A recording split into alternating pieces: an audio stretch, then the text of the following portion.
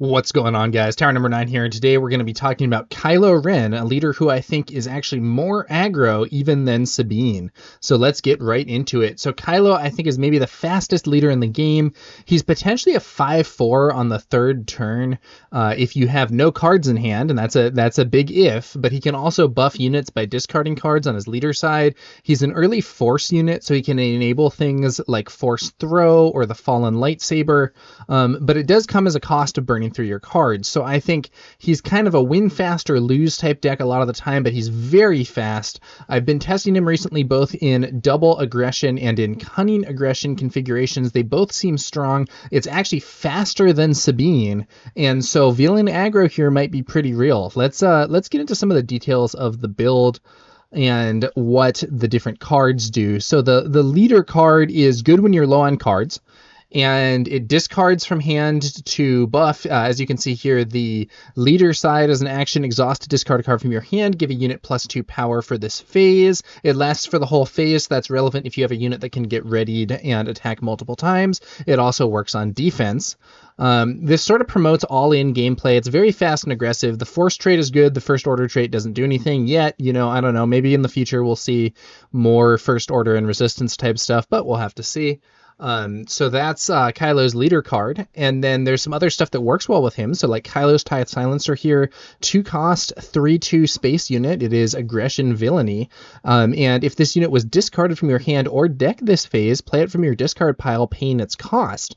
So 2 for 3/2 is good on its own with no upside. People play Mercenary Gunship, which is 2 for 3/2 with a downside, and that's still good enough.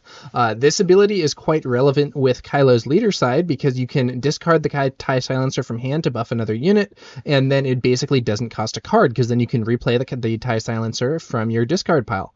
It also works if you have to discard it via a force throw, or if your opponent chooses the discard option from K2SO.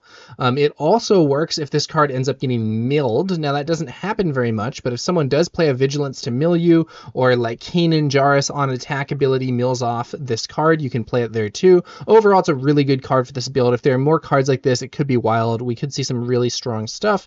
Right now, there's only really this one that has these synergies, and it is a quite good card. But yeah, we'll see what the future holds. Migs Mayfeld, another one that synergizes with the deck as a whole, but in a very different way. So he's a 2 cost 2/2, that's below the curve, but when a player discards a card from their hand, you could deal 2 damage to a unit or a base. You use this only once per round, but it's really cool because it allows you to potentially buff while still damaging a unit. So you can play him, you can discard a card from Kylo, 2 damage to an enemy base or 2 damage to a unit, could just pick off a unit immediately, works on space units, works to just push damage to base if you need it. A really good scenario, kind of the best case scenario, is you play him on turn 1, they play like a Viper Probe Droid. Turn 2, you discard a card and buff Migs Mayfeld and also remove their turn 1 play.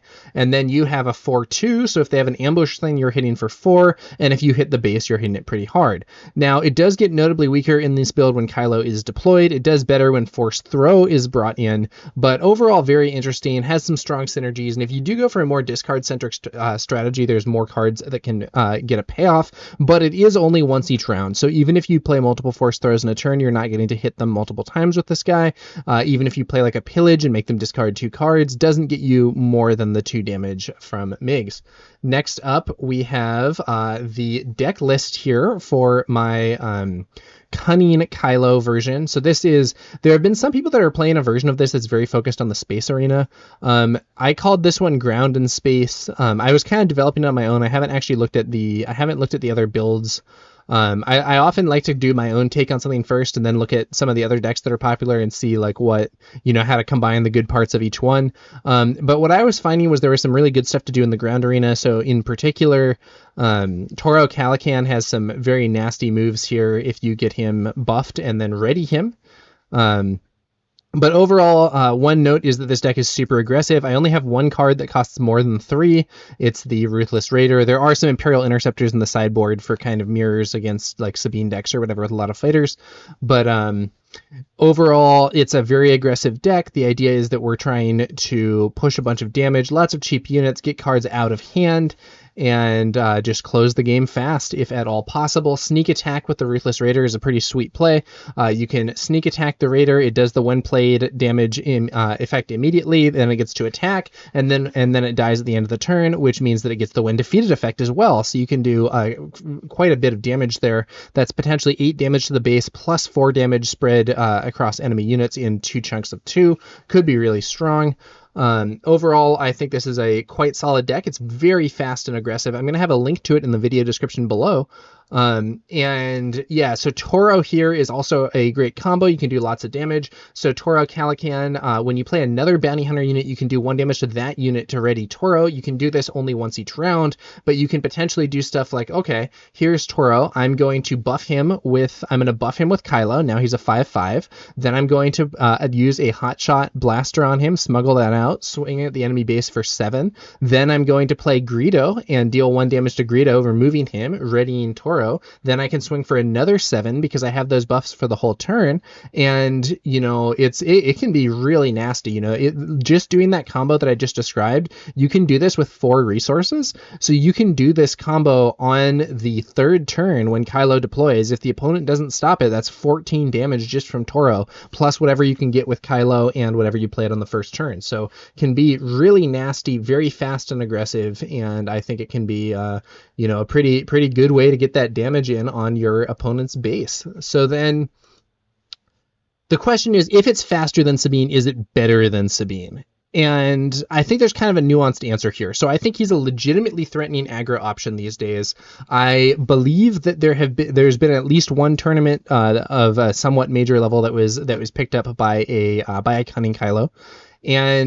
But I do think that I do have some qualms, because while Kylo is faster than Sabine, I also think he's less resilient. And what I mean by that is Sabine has a lot stronger reach. So Sabine has her leader ability does 1 damage to each base, but it does damage without having to have presence on the board. You have K2SO for the 3 damage to base when defeated. You have 4 Cause, I believe in, that can be 4 damage to base. And then on top of that, you can bring in cards like Daring Raid. There's other stuff that you can add to get even more direct damage to the opponent's base.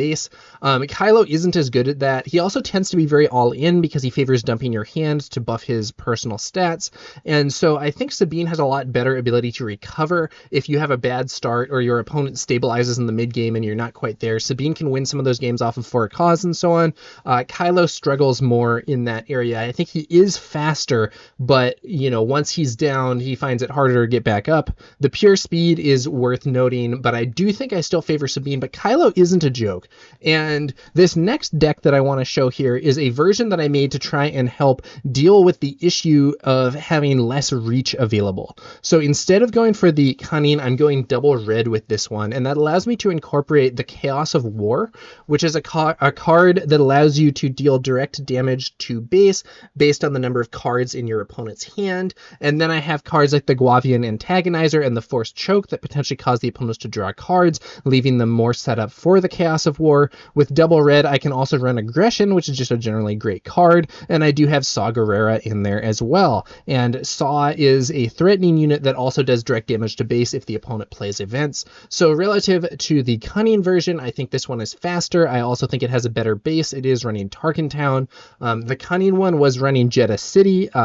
There's an argument that you should play the 30 HP base over Jeddah City, but I actually like Jeddah City there because I feel like this deck is very fast and very all-in. I want to get through, and I'm already, I think, faster than most decks that might try to race me, and Jeddah City might help me get through a Sentinel or some other obstacle. That being said, with this double red one, I do think Tarkin Town's a better base than Jeddah City. So yeah, it's a very, you know, again, very aggressive type of build.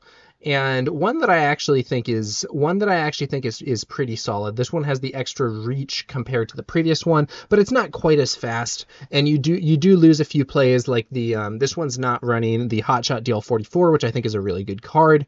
And there are some other cards that I think the Cunning option does add that are definitely quite solid, but I do like this one too for the increased reach. And yeah, so, you know, reach cards, not just for heroism anymore. Daring Raid, Chaos of War, Ruthless Raider does give you some options. Now, Would you rather have, you know, K2 and For a Cause I Believe In instead of Chaos of War and Ruthless Raider? Yeah, probably. But this deck doesn't support those things, and these options do give you real ways to try and close out some of those games if the opponent does manage to stabilize. And yeah, I think it's really interesting. I've been having some fun playing with these Kylo decks, and I think it's something that you should really consider in terms of if you're an aggro player who isn't really satisfied with the Sabine builds or just wants to try something new. I think Kylo has some cool options available. I'll have links to both of the decks that I just discussed in the video description below, so feel free to check those out. But yeah, what do you guys think? Have you been trying Kylo? Have you found him to be effective? I've thought, hey, you know, this is pretty real, and I'm curious to hear what you guys think as well. So that's gonna about do it for this one, guys. Thanks to y'all for watching, and we'll be back with some more Star Wars Unlimited content later. We are also now in preview season, and so I have been firing away with the YouTube shorts with my quick thoughts on the new cards that are being previewed. So feel free to check those out as well if you want to get a look at some of the cards coming for Twilight of the Republic and see what I think about them. Thanks again for watching. We'll be back later with some more Star Wars Unlimited content. I will catch you guys later.